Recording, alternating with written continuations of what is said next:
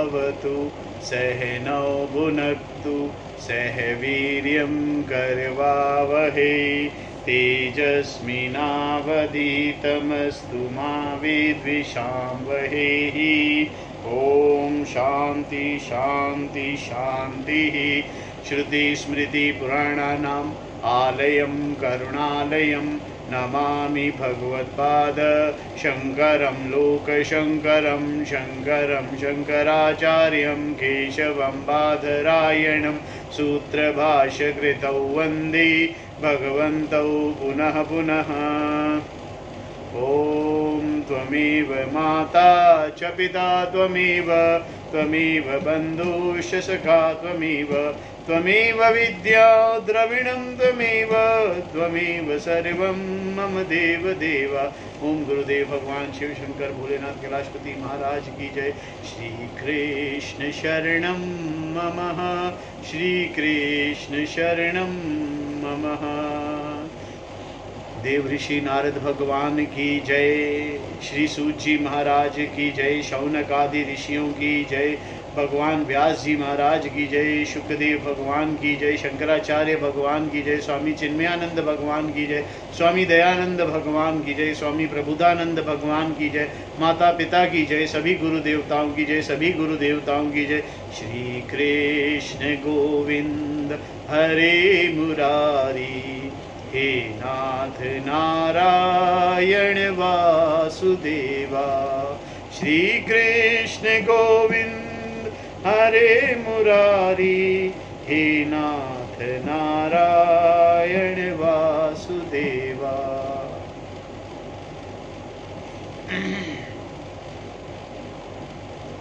श्रीमद् भागवत कथा। श्रीमद् भागवत कथा के प्रथम स्कंद में कल हमने युधिष्ठिर और उनके बाकी चारों भाइयों का परीक्षित को राज्य सौंपकर संसार से विदा लेने की कथा सुनी थी। आज 16वां अध्याय जहाँ परीक्षित दिग्विजय तथा धर्म और पृथ्वी का संवाद होगा। बहुत सुंदर संवाद है ये जो आज हम करेंगे। सूत जी कहते हैं, शौनक जी, पांडवों के महापरायण के पश्चात भगवान के परम भक्त राजा परीक्षित श्रेष्ठ ब्राह्मणों की शिक्षा के अनुसार पृथ्वी का शासन करने लगे। उनके जन्म के समय ज्योतिषियों ने उनके संबंध में जो कुछ कहा था, वास्तव में वह सभी महान गुण उनमें विद्यमान थे। उन्होंने उत्तर की पुत्री इरावती से विवाह किया था। उससे उन्होंने जन्मजय आदि 4 पुत्र उत्पन्न किए तथा कृपाचार्य को आचार्य बनाकर उन्होंने गंगा के तट पर 3 अश्वमेघ यज्ञ किए, जिन्होंने ब्राह्मणों को पुष्कल दक्षिणा दी गई और यज्ञों में देवताओं ने प्रत्यक्ष रूप से प्रकट होकर अपना भाग ग्रहण किया था। एक बार दिग्विजय करते समय उन्होंने देखा कि शूद्र के रूप में कलयुग राजा का वेश धारण करके एक गाय और बैल के जोड़े को ठोकरें मार रहा है। तब उन्होंने उसे बलपूर्वक पकड़कर दंड दिया। शौनक जी ने पूछा, भाग्यवान सूत जी, दिग्विजय के समय महाराज परीक्षित ने कलयुग को दंड देकर ही क्यों छोड़ दिया, मार क्यों नहीं दिया? क्योंकि राजा का वेश धारण करने पर भी था तो वह अधम शूद्र ही जिसने गाय को लात मारा था। यदि उस प्रसंग भगवान श्री कृष्ण की लीला से अथवा उनके चरण कमलों के मकरंद रस का पान करने वाले रसिक महानुभवों से संबंध रखता हो तो अवश्य कहिए। दूसरी व्यर्थ की बातों में क्या लाभ, उनमें तो आयु व्यर्थ नष्ट होती है। प्यारे सूत जी, जो लोग चाहते तो हैं मोक्ष, परंतु अल्प आयु होने के कारण मृत्यु से ग्रस्त हो रहे हैं, उनके कल्याण के लिए भगवान यम का आवाहन करके उन्हें यहाँ शांति कर्म में नियुक्त कर दिया गया है। जब तक यमराज यहाँ इस कर्म में नियुक्त हैं, तब तक किसी की मृत्यु नहीं होगी। मृत्यु से ग्रस्त मनुष्य लोक के जीव भी भगवान की सुधा तुल्य लीला कथा का पान कर सके। इसीलिए महर्षियों ने भगवान यम को यहाँ बुलाया। एक तो थोड़ी आयु और दूसरी कम समझ। ऐसी अवस्था में संसार के मंदभाग्य विषयी पुरुषों की आयु व्यर्थ ही बीती जा रही है, नींद में रात और व्यर्थ के कामों में दिन। सूत जी ने कहा, जिस समय राजा परीक्षित कुरु जंगाल देश के सम्राट के रूप में निवास कर रहे थे, उस समय उन्होंने सुना कि मेरे सेना द्वारा सुरक्षित साम्राज्य में कलयुग का प्रवेश हो गया है। इस समाचार से उन्हें दुख तो अवश्य हुआ, परंतु यह सोचकर कि युद्ध करने का अवसर हाथ लगा तो उतने दुखी नहीं हुए। इसके बाद युद्ध वीर परीक्षित ने धनुष हाथ में ले लिया। वे श्याम वर्ण के घोड़ों से जुते हुए सिंह की ध्वजा वाले सुसज्जित रथ पर सवार होकर दिग्विजय करने के लिए नगर से बाहर निकल पड़े। उस समय रथ, हाथी, घोड़े और पैदल सेना उनके साथ साथ चल रही थी। उन्होंने भद्रशवा के केतुमाल, भारत, उत्तरकुरु और किम पुरुषु आदि सभी वर्षों को जीतकर वहां के राजाओं से भेंट ली। उन्हें उन देशों में सर्वत्र अपने पूर्वज महात्माओं का सुयश सुनने को मिला। उस योग गान से पद पद पर भगवान श्री कृष्ण की महिमा प्रकट होती थी। उनके साथ ही उन्हें भी सुनने को मिलता कि भगवान श्री कृष्ण ने अश्वत्थामा के ब्रह्म अस्त्र की ज्वाला से किस प्रकार उनकी रक्षा की थी। यदुवंशी और पांडवों में परस्पर कितना प्रेम था तथा पांडवों की भगवान श्री कृष्ण में कितनी भक्ति थी। जो लोग उन्हें यह चरित्र सुनाते, उन पर महामना राजा परीक्षित बहुत प्रसन्न होते। उनके नेत्र प्रेम से खिल उठते। वे बड़ी उदारता से उन्हें बहुमूल्य वस्त्र और मणियां, हार, उपहार आदि देते। वे सुनते कि भगवान श्री कृष्ण ने प्रेम पर वश होकर पांडवों का सारथी का काम किया, उनके सभासद बने, यहाँ तक कि उनके मन के अनुसार काम करके उनकी सेवा भी की। उनके सखा तो थे ही, दूत भी बने। वे रात को शस्त्र ग्रहण करके वीरासन में बैठ जाते और शिविर का पहरा देते। उनके पीछे पीछे चलते, स्तुति करते तथा प्रणाम करते। इतना ही नहीं, अपने प्रेमी पांडवों के चरणों में उन्होंने सारे जगत को झुका दिया। तब परीक्षित की भक्ति भगवान श्री कृष्ण के चरण कमलों में और भी बढ़ जाती। इस प्रकार वे दिन दिन पांडवों के आचरण का अनुसरण करते हुए दिग्विजय कर रहे थे। उन्हीं दिनों में उनके शिविर से थोड़ी ही दूर पर एक आश्चर्यजनक घटना घटी। वह मैं आपको सुनाता हूँ। धर्म बैल का रूप धारण करके गाय के रूप में पृथ्वी मिली। पुत्र की मृत्यु से दुखीन माता के समान उसके नेत्रों में आंसुओं के झरने से झर रहे थे। उसका शरीर श्रीहीन हो गया था। धर्म पृथ्वी से पूछने लगा। धर्म ने कहा, कल्याणी, कुशल से तो होना, तुम्हारा मुख कुछ मलिन हो रहा है, तुम श्रीहीन हो। मालूम होता है कि तुम्हारे हृदय में कुछ न कुछ दुख अवश्य है। क्या तुम्हारा कोई संबंधी दूर देश चला गया है जिसके लिए तुम इतनी चिंता कर रही हो? कहीं तुम मेरी तो चिंता नहीं कर रही हो कि अब इसके 3 पैर टूट गए हैं, एक ही पैर रह गया है। संभव है तुम अपने लिए शोक कर रही हो कि अब शूद्र तुम्हारे ऊपर शासन करेंगे। तुम्हें इन देवताओं के लिए भी खेद हो सकता है जिन्हें अब यज्ञों की आहुति नहीं दी जाती, अथवा प्रजा के लिए भी जो वर्षा न होने के कारण अकाल एवं दुर्भिक्ष से पीड़ित हो रही है। देवी, क्या तुम राक्षस सरीखे मनुष्यों के द्वारा सताई हुई आरक्षित स्त्रियों एवं अबलाओं, आर्त बालाओं के लिए शोक कर रही हो? संभव है विद्या अब कुकर्मी ब्राह्मणों के चंगुल में पड़ गई है और ब्राह्मण विप्रद्रोही ही राजाओं का सेवन करने लगे हैं और इसी का तुम्हें दुख हो गया है। आज के नाम मात्र के राजा तो 16 आने कलयुगी हो गए हैं। उन्होंने बड़े बड़े देशों को भी उजाड़ डाला है। क्या तुम अब उन राजाओं या देशों के लिए शोक कर रही हो? आज की जनता खान पान, वस्त्र, स्नान और स्त्री सहवास आदि में शास्त्रीय नियमों का पालन न करके स्वेच्छाचार कर रही है। क्या इसके लिए तुम दुखी हो?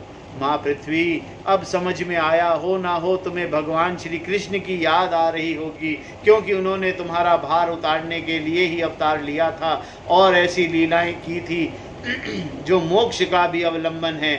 अब उनकी लीला स्वर्ण कर लेने पर परित्याग से तुम दुखी हो रही हो। देवी, तुम तो धन रत्नों की खान हो, तुम अपने कलेशों का कारण जिससे तुम इतनी दुर्बल हो गई हो मुझे बतलाओ। मालूम होता है बड़े बड़े बलवानों को भी हरा देने वाले काल ने देवताओं के द्वारा वंदनीय तुम्हारे सौभाग्य को छीन लिया है।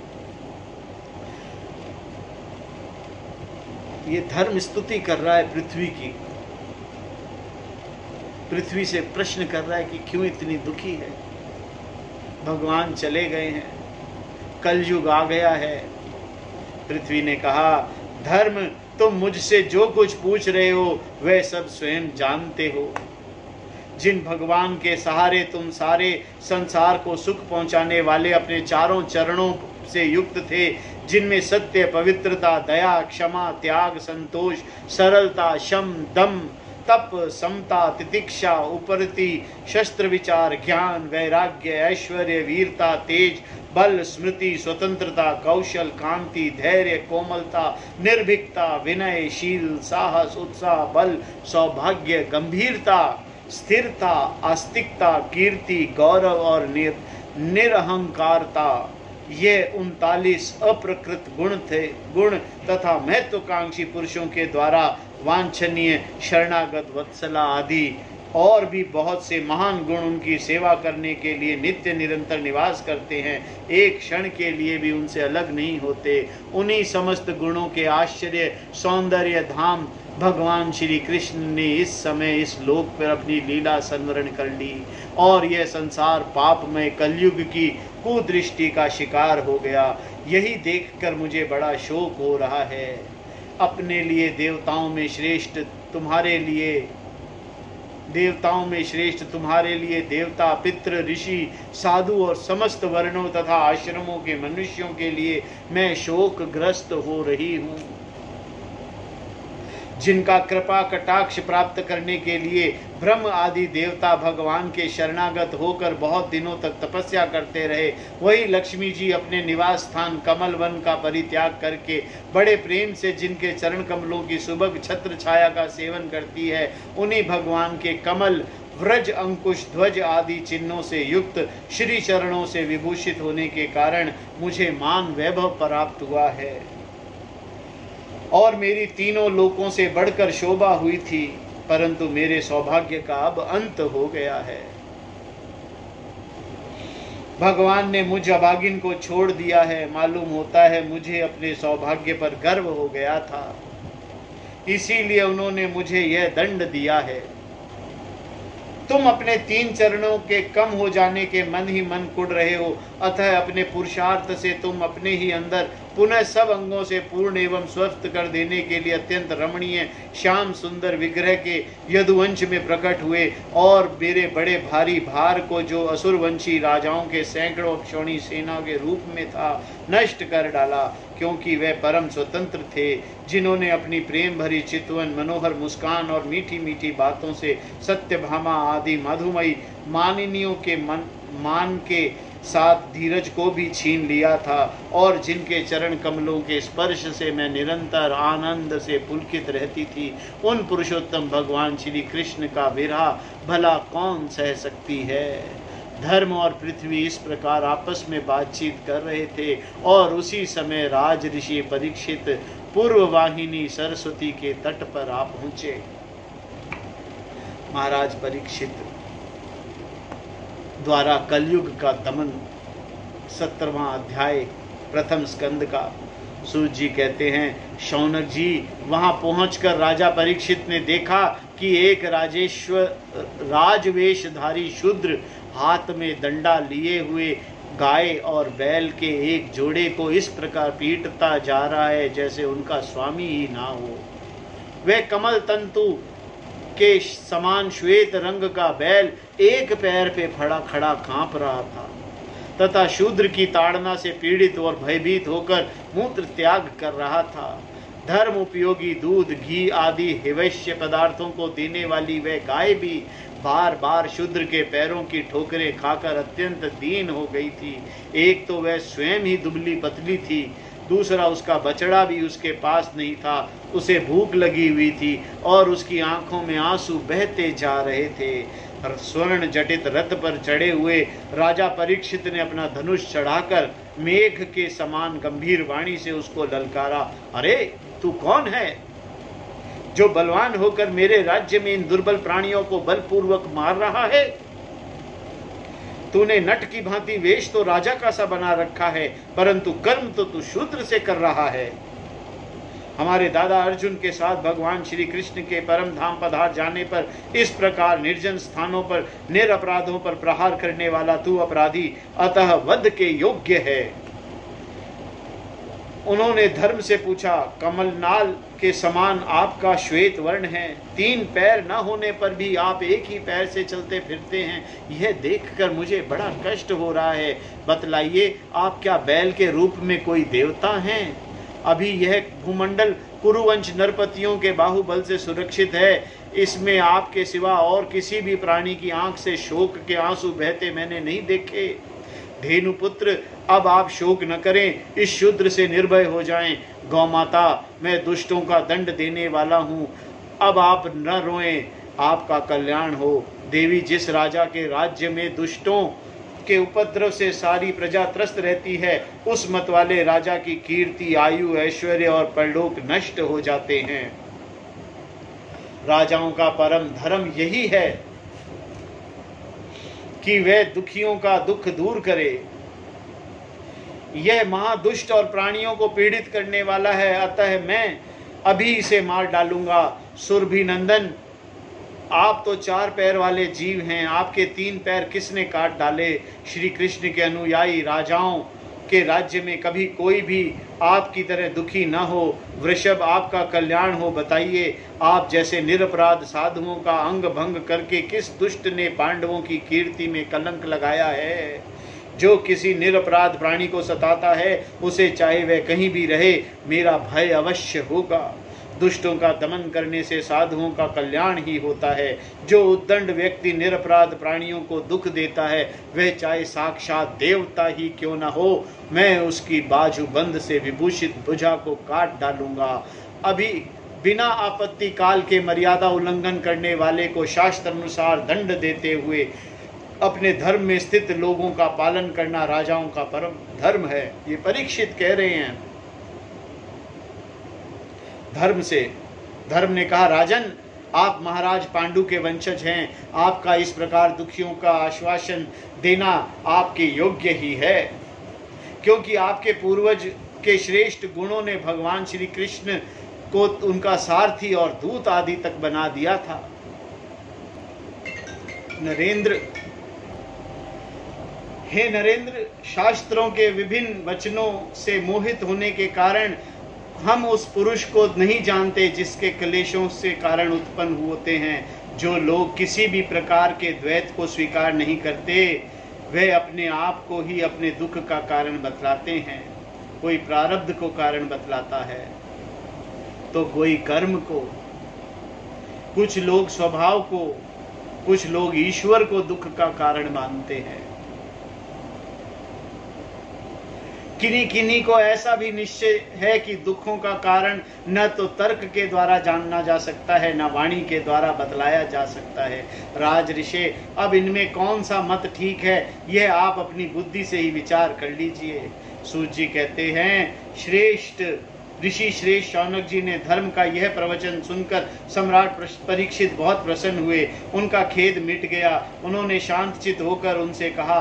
परीक्षित ने कहा, धर्म का तत्व जानने वाले वृषभ देव, आप धर्म का उपदेश कर रहे हैं। अवश्य ही आप वृषभ के रूप में स्वयं धर्म हैं। आपने अपने दुख करने देने वाले का नाम इसलिए नहीं बताया कि अधर्म करने वाले को जो नरक आदि प्राप्त होता है, वह ही चुगली करने वाले को भी मिलता है। अथवा यही सिद्धांत निश्चित है कि प्राणियों के मन और वाणी में परमेश्वर की माया के स्वरूप का निरूपण नहीं किया जा सकता। धर्मदेव, सतयुग में आपके 4 चरण थे, तप, पवित्रता, दया और सत्य। इस समय अधर्म के अंश गर्व, आसक्ति और मद से 3 चरण नष्ट हो चुके हैं। अब आपका 4था चरण केवल सत्य ही बचा है। उसी के बल पर आप जी रहे हैं। असत्य से पुष्ट हुआ यह अधर्म रूप कलयुग उसे भी ग्रास कर लेना चाहता है। यह गौ माता साक्षात पृथ्वी है। भगवान ने इनका भारी बोझ उतार दिया था और यह उनकी राशि राशि सौंदर्य बिखरने वाले चरण चिन्हों पर सर्वत्र उत्सवमयी हो गई थी। अब यह उनसे बिछुड़ गई हैं। वह साध्वी अभागिन के समान नेत्रों में जल भरकर यह चिंता कर रही हैं कि अब राजा का स्वांग बनाकर ब्राह्मण द्रोही शूद्र मुझे भोगेंगे। महारथी परीक्षित इस प्रकार धर्म और पृथ्वी का संतावना दी। फिर उन्होंने अधर्म के कारण रूप कलयुग को मारने के लिए तीक्ष्ण तलवार उठाई। कलयुग ताड़ गया कि अब वो मुझे मार डालना चाहते हैं। तब अतः झटपट उसने अपने राज चिन्ह उतार डाले और भय विवल होकर उनके चरणों में अपना सिर रख दिया। परीक्षित बड़े यशस्वी, दीन वत्सल और शरणागत रक्षक थे। उन्होंने जब कलयुग को अपने पैरों पर पड़े देखा तो कृपा करके उसको मारा नहीं, अपितु हंसते हुए उससे कहा। परीक्षित बोले, जब तू हाथ जोड़कर शरण में आ गया है तब अर्जुन के यशस्वी वंश में उत्पन्न हुए किसी भी वीर से तुझे कोई भय नहीं है, परंतु तू अधम का सहाय है, इसीलिए तुझे मेरे राज्य में बिल्कुल नहीं रहना चाहिए। तेरे राजाओं के शरीर में रहने से ही लोभ, झूठ, चोरी, दुष्टता, स्वधर्म त्याग, दरिद्रता, कपट, कलह, दंभ और दूसरे पापों की बढ़ोतरी हो रही है। अतः अधर्म के साथी इस ब्रह्मवर्त तू एक ही क्षण के लिए भी यहाँ न ठहर, क्योंकि यह धर्म और सत्य का निवास स्थान है। इस क्षेत्र में यज्ञ विधि के जानने वाले महात्मा यज्ञों के द्वारा यज्ञ पुरुष भगवान की आराधना करते रहते हैं। इस देश में भगवान श्री हरि यज्ञों के रूप में निवास करते हैं। यज्ञों द्वारा उनकी पूजा होती है और वह यज्ञ करने वाले का कल्याण करते हैं। वे सर्वात्मा भगवान वायु की भांति समस्त चराचर जीवों को भीतर और बाहर एक रस स्थित रहते हुए उनकी कामनाओं को पूर्ण करते रहते हैं। सूत जी कहते हैं, परीक्षित की यह आज्ञा सुनकर कलयुग सिहर उठा। यमराज के सामने मारने के लिए उद्युत हाथ में तलवार लिए हुए परीक्षित से वह बोला। कलयुग ने कहा, सर्वभौम, आपकी आज्ञा से जहां कहीं भी मैं रहने का विचार करता हूं वहीं देखता हूं कि आपका धनुष बाण चढ़ाए खड़े हैं। धार्मिक शिरोमणि, आप मुझे वह स्थान बतलाइए जहां मैं आपकी आज्ञा का पालन करता हुआ स्थिर होकर रह सकूं। सूत जी कहते हैं, कलयुग की प्रार्थना स्वीकार करके राजा ने उसे 4 स्थान दिए। धृत ग्रह, जहां धृत क्रीड़ा होती है। मद्यपान, शराब जहां पी जाती है। स्त्री संग, वैश्य घर और हिंसा। इन स्थानों में कर्मशः, असत्य, मद, आसक्ति और निर्दयता, ये 4 प्रकार के अधर्म निवास करते हैं। उसने और भी स्थान मांगे, तब समर्थ परीक्षित ने उसे रहने के लिए एक और स्थान दिया, सुवर्ण, सोना, धन। जिस प्रकार कलयुग के 5 स्थान हो गए, झूठ, मद, काम, वैर और रजोगुण। धृत क्या होता है? झूठ। आज पैसे लगाओ कल डबल। कसीनो, धृत। मध्यपन, मधुशाला, जहां आदमी मदमस्त रहता है। मस्त किस चीज में मालूम नहीं, अज्ञान में मस्त।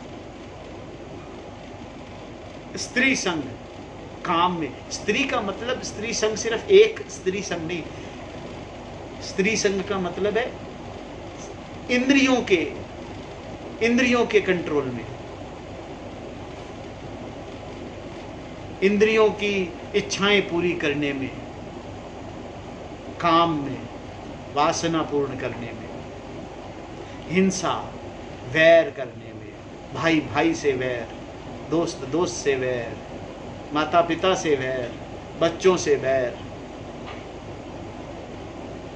और धन, स्वर्ण, रजोगुण, लालच, हड़पना, ये 5 स्थान दिए गए। परीक्षित के दिए हुए इन्हीं 5 स्थानों ने अधर्म का मूल कारण कलियुग उनकी आज्ञा का पालन करता हुआ निवास करने लगा। इसीलिए आत्म कल्याण कामी पुरुष को इन 5 स्थानों का सेवन कभी नहीं करना चाहिए।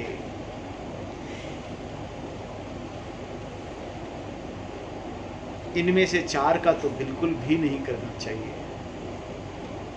5 की जरूरत, 5वें की जरूरत है, पर उसकी लिमिट पता होनी चाहिए।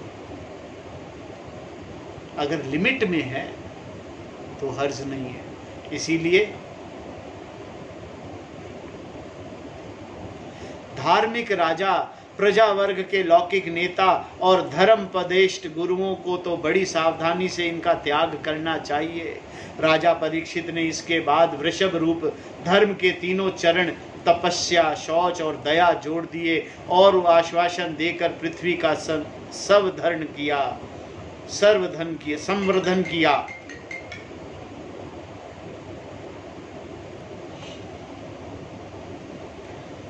राजा परीक्षित ने इसके बाद वृषभ रूप धर्म के 3 और पैर जोड़ दिए। कौन से पैर जोड़े?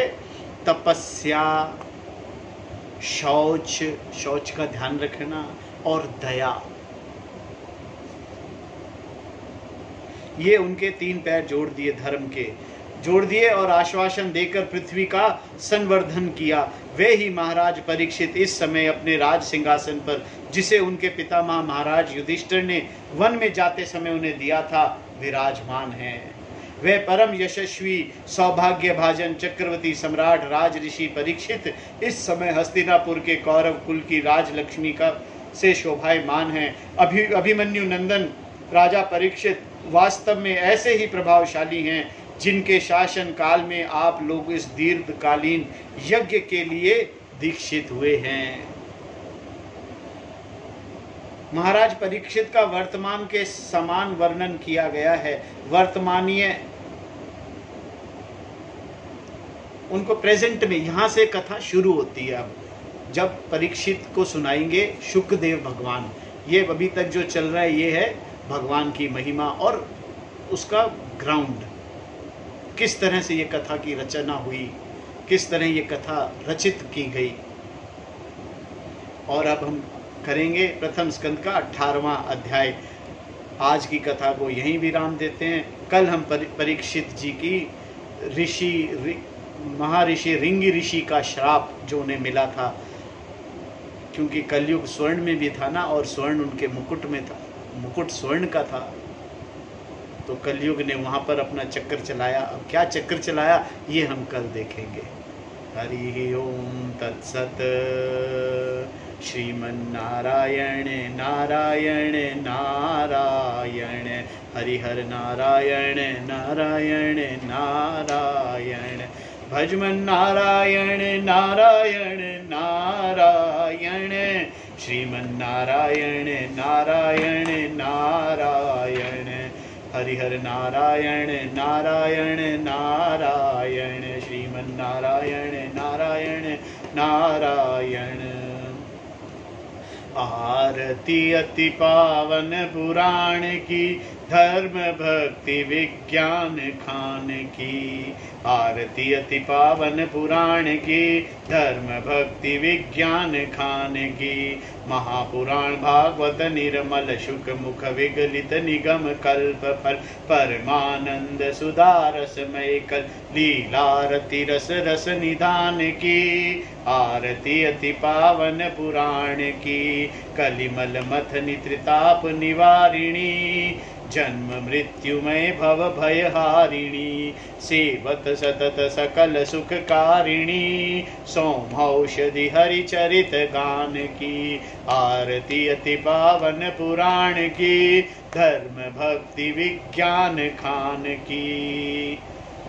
विषय विलास विमोह विनाशिनी विमल विराग विवेक विकाशिनी भगवतत्व रहस्य प्रकाशिनी परम ज्योति परमात्म ज्ञान की आरती अति पावन पुराण की धर्म भक्ति विज्ञान खान की परमहंस मुनि मन उलासिनी रसिक हृदय रस रास विलासिनी भुक्ति मुक्ति रति प्रेम सुदासिनी कथा अकिंचन प्रिय सुजान की आरती अति पावन पुराण की धर्म भक्ति विज्ञान खान की आरती अति पावन पुराण की धर्म भक्ति विज्ञान खान की।